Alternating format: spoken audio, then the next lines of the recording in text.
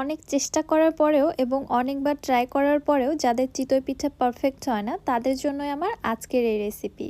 আসসালামু আলাইকুম everyone, welcome back to my channel. চিতই পিঠা কিন্তু আমরা খেতে সকলেই পছন্দ করি, কিন্তু তৈরি করতে অনেকেই পারি না। তৈরি করতে গেলে বিভিন্ন ধরনের সমস্যায় দেখা যায়।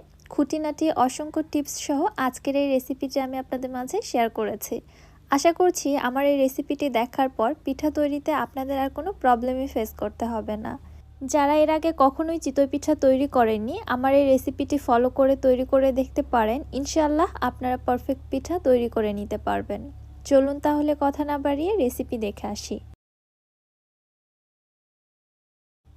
বিসমিল্লাহ। পিঠা তৈরি করার জন্য ফার্স্টে একটি মিক্সিং বোলে নিচ্ছি 2 কাপ ভেজা চালের গুঁড়া। এই চালের গুঁড়াটা আমি বাড়িতেই তৈরি করেছি।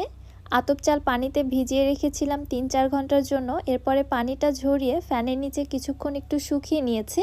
তারপরে ব্লেন্ডারে ব্লেন্ড করে চালের গুঁড়াটা তৈরি করে নিয়েছি। এর মধ্যে দিয়ে দিলাম হাফ চা চামচ লবণ। লবণটা একটু মিশিয়ে নিয়ে এর মধ্যে পানি অ্যাড করছি। আমি একটু আপনাদের ভালোভাবে বুঝিয়ে দিচ্ছি কেমন পানি এখানে ব্যবহার করবেন। কুসুম গরমের থেকে একটু বেশি গরম পানি হবে, বাট ফুটন্ত গরম পানি না। আপনারা যখন পানিটা গরম করবেন দেখবেন হাঁড়ির তলা থেকে ছোট ছোট বাবলস ক্রিয়েট হচ্ছে। ঠিক ওই পর্যায়ে চুলা থেকে পানিটা নামিয়ে পিঠার ব্যাটারটি তৈরি করে নেবেন। কুসুম গরম পানি দিলে পিঠা খুব একটা বেশি নরম হয় না, আবার অতিরিক্ত যদি গরম পানি দেন তাহলে পিঠা এত বেশি নরম হবে আর খেতে মোটেও ভালো লাগবে না। আর পানিটা কিন্তু একবারে বেশি দেয়া যাবে না, প্রথমত অল্প পানি অ্যাড করে দিয়ে এরকম থিকনেসের একটা ব্যাটার তৈরি করে নিতে হবে। তাহলে ব্যাটারটা ফেটিয়ে নিতে খুবই ইজি হবে।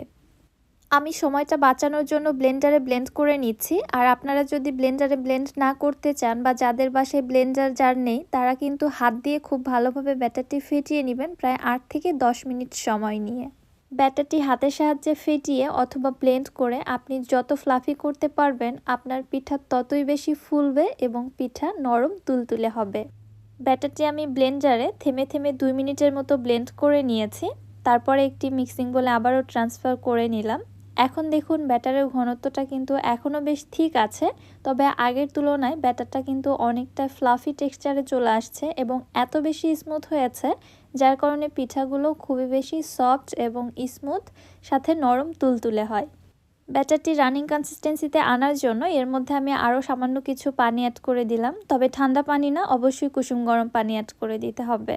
ব্যাটারের কনসিস্টেন্সিটা ঠিক এখন এরকম আছে, আশা করছি আপনারা বুঝতে পারছেন। চামচের সাহায্যে ব্যাটারটি উপর থেকে ফেললে ব্যাটারের মধ্যে কিন্তু কোনো দাগের সৃষ্টি হচ্ছে না, দেখতেই পারছেন একদম সঙ্গে সঙ্গেই মিশে যাচ্ছে। সো ব্যাটারের কনসিস্টেন্সি কেমন হবে আশা করছি বুঝতে পারছেন। চলে যাচ্ছি তাহলে চুলাতে। এবার আমি পিঠার সাজটা রেডি করে নিচ্ছি।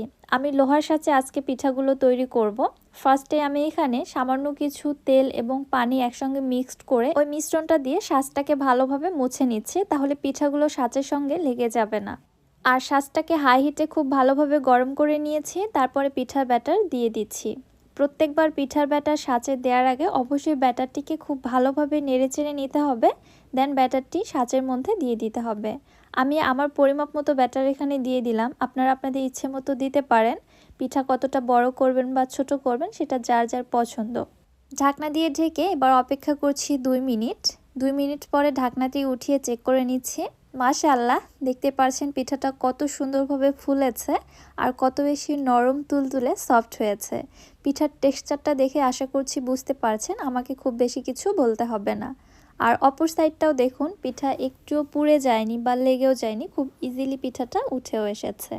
একইভাবে আমি আরও 1-2টি পিঠা আপনাদের ভেজে দেখাচ্ছি। প্রত্যেকবার পিঠা দেওয়ার আগে সাজটাকে খুব ভালোভাবে মুছে নিতে হবে। আর যদি দেখেন পিঠা লেগে যাচ্ছে তাহলে অবশ্যই ওই তেল এবং পানির মিশ্রণটা দিয়ে সাজটাকে ভালোভাবে মুছে নেবেন, তাহলে আর পিঠাটা লেগে যাবে না। আমার এই পিঠাটাও খুবই সুন্দরভাবে ফুলেছে আলহামদুলিল্লাহ। আমি পিঠাটা উঠিয়ে নিচ্ছি। এখানে আরেকটু বলতে চাই, সাজটাকে ভালোভাবে হিট করে নেওয়াটা কিন্তু খুবই ইম্পর্ট্যান্ট। সাজ যদি প্রপারলি গরম না হয় তাহলে সারাদিন চেষ্টা করলেও আপনার পিঠা ফুলবে না। আবার যদি অতিরিক্ত বেশি গরম হয়ে যায় তাহলেও দেখবেন পিঠা দেওয়ার সঙ্গে সঙ্গে পুড়ে গিয়েছে, বাট পিঠা ফুলছে না। সো এক একজনের চুলার হিট এক এক রকম হয়ে থাকে, আপনাদের সেটা বুঝে চুলার হিটটাকে মেনটেন করতে হবে। 2-1বার পিঠা বানালে সেটা আপনারা বুঝতে পারবেন আসলে চুলার হিটটাকে কোন পর্যায়ে রাখলে আপনার পিঠাটা পারফেক্ট হচ্ছে। একইভাবে আমি বেশ কয়েকটি পিঠা ভেজে নিয়েছি, দেখতেই পারছেন এই পিঠাটাও কত বেশি পারফেক্ট হয়েছে। আমি পিঠার নিচের অংশে কিন্তু খুব একটা বেশি কালার নিয়ে আসিনি, এই পর্যায়ে উঠিয়ে নিয়েছি। আপনারা যদি আরও একটু বেশি কালার আনতে চান বা পিঠার নিচের অংশটা ক্রিস্পি করতে চান তাহলে আরও কিছুটা সময় রেখে দিবেন, তাহলেই হয়ে যাবে। মাশাআল্লাহ, আমার প্রত্যেকটি পিঠা কত বেশি পারফেক্ট হয়েছে আপনারা তো দেখেই নিলেন। আমার ভিউয়ার্সদের জন্য আমি বেশ কিছু খুঁটিনাটি টিপস শেয়ার করেছি, কোনো কিছুই আমি হাইড রাখিনি। আমার এই রেসিপিটি ফলো করে যদি আপনারা পিঠা তৈরি করেন, আমি আশা রাখছি আপনারা পারফেক্টভাবে চিতই পিঠা তৈরি করে নিতে পারবেন। আমার পিঠাটা কত বেশি নরম তুলতুলে হয়েছে দেখেই নিশ্চয়ই বুঝতে পারছেন। ভিডিও করতে করতে অনেকটাই পিঠাগুলো ঠান্ডা হয়েছে, তারপরেও দেখুন কত বেশি সফট আছে এবং ভেতরে দেখুন কত বেশি জালি ক্রিয়েট হয়েছে। রেসিপিটি আপনাদের কাছে কেমন লাগলো অবশ্যই আমাকে কমেন্ট করে জানাবেন। রেসিপি ভালো লাগলে যারা আমার ইউটিউব চ্যানেল থেকে ভিডিওটি দেখছেন, চ্যানেলটি সাবস্ক্রাইব করে পাশে থাকা বেল আইকনটিতে ক্লিক করে দিবেন আমার পরবর্তী ভিডিওর নোটিফিকেশন সবার আগে পাওয়ার জন্য। এবং যারা ফেসবুক পেজ থেকে দেখছেন, পেজটিতে অবশ্যই একটি লাইক এবং ফলো দিয়ে দিবেন। সো আজকের মতো বিদায় নিচ্ছি। আল্লাহ হাফেজ।